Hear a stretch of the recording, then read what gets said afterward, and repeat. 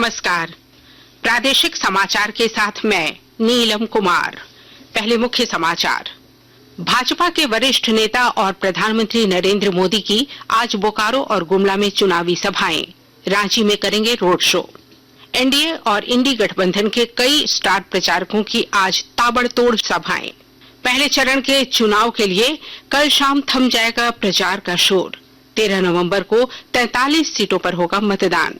आदर्श आचार संहिता लागू होने के बाद से अब तक राज्य में 1 अरब 66 करोड़ 82 लाख की अवैध सामग्री और नकदी जब्त की गई। और मुख्यमंत्री हेमंत सोरेन के आप्त सचिव के ठिकानों पर देर रात तक आयकर की छापेमारी जारी रही। कई महत्वपूर्ण दस्तावेज की जांच। मुख्यमंत्री ने लगाया संवैधानिक संस्थाओं के दुरुपयोग का आरोप। और अब समाचार विस्तार से। झारखंड में विधानसभा चुनाव के पहले चरण के लिए प्रचार जोरों पर है।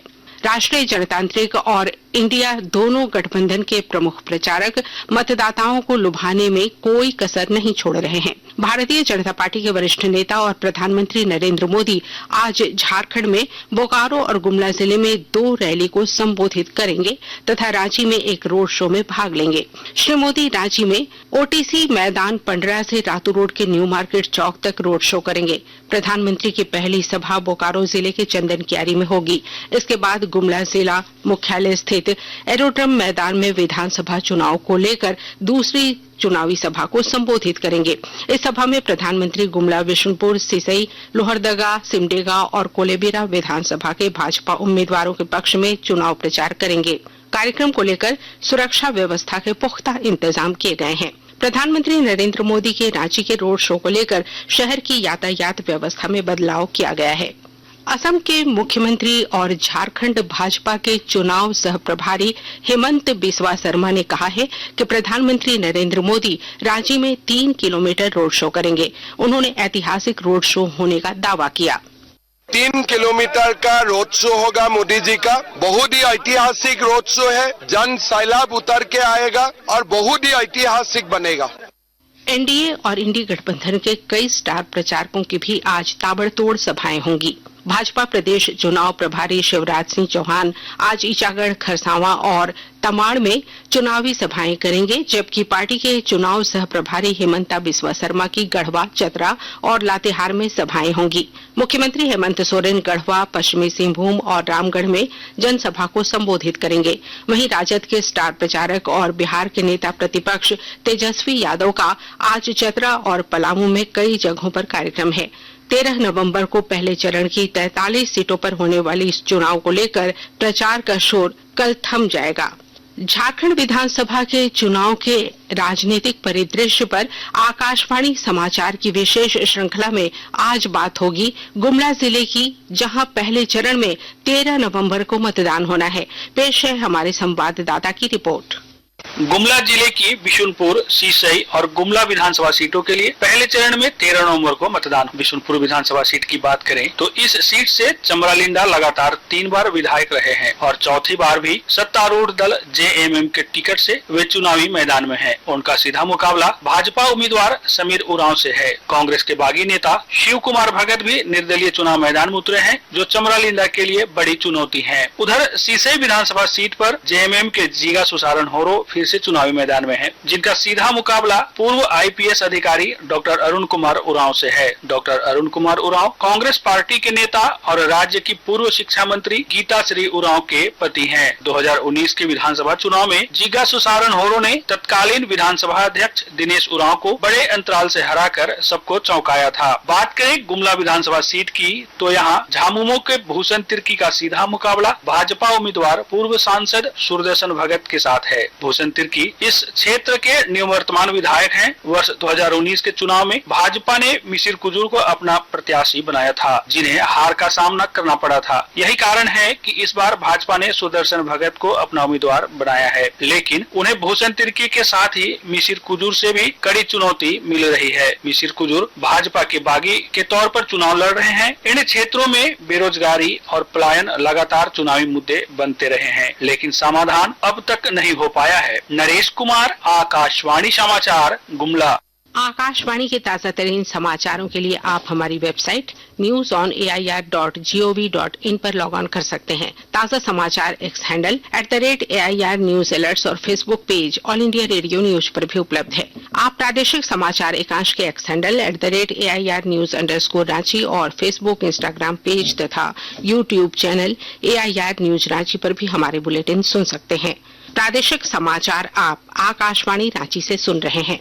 राज्य के मुख्य निर्वाचन पदाधिकारी के रवि कुमार ने कहा है कि विधानसभा चुनाव में हर मतगणना केंद्र सीसीटीवी कैमरे की निगरानी में रहेंगे। उन्होंने कहा कि पारदर्शी और त्रुटिहीन मतदान संपन्न कराना निर्वाचन आयोग की प्राथमिकता है। श्री कुमार ने बताया कि आदर्श आचार संहिता लागू होने के बाद से अब तक राज्य में 1,66,82,82 की अवैध सामग्री और नकदी जब्त की गई है।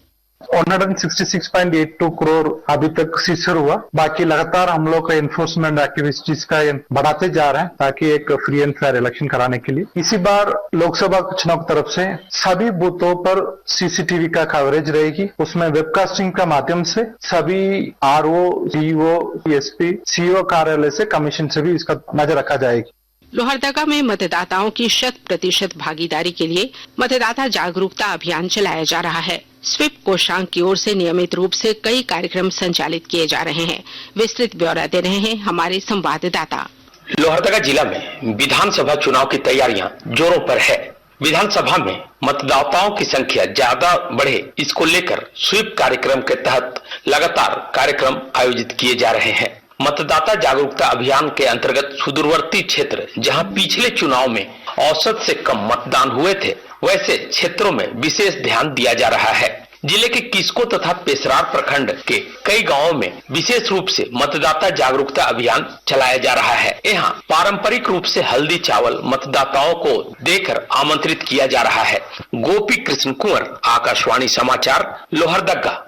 मुख्यमंत्री हेमंत सोरेन के आप्त सचिव सुनील श्रीवास्तव के रांची सहित कई ठिकानों पर देर रात तक आयकर की छापेमारी जारी रही।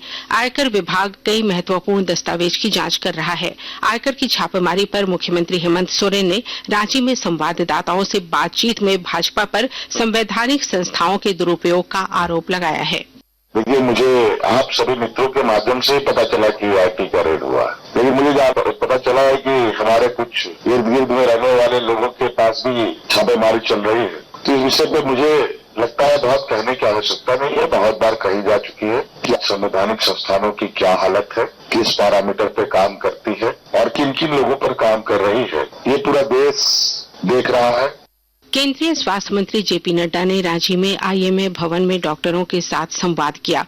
उन्होंने कहा कि स्वास्थ्य क्षेत्र में मोदी सरकार ने कई उपलब्धियां हासिल की हैं। अगले 5 वर्षों में देश भर में 75,000 मेडिकल सीटें बढ़ाई जाएंगी।